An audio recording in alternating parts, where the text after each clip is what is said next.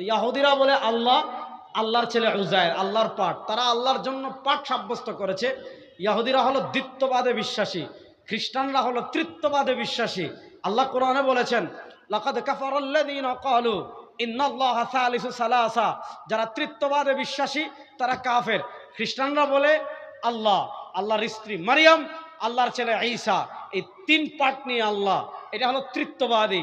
ইহুদিরা হলো দ্বিত্ববাদী, খ্রিস্টানরা হলো তৃত্ববাদী, হিন্দুরা হলো বহুত্ববাদী।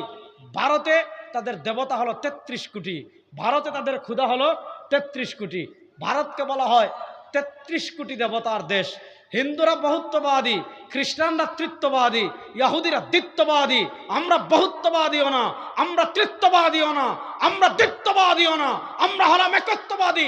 আমরা আকাশ বাতাস প্রকম্পিত করে বলি লা ইলাহা ইল্লাল্লাহ। বলেন আমরা আকাশ বাতাস প্রকম্পিত করে বলি লা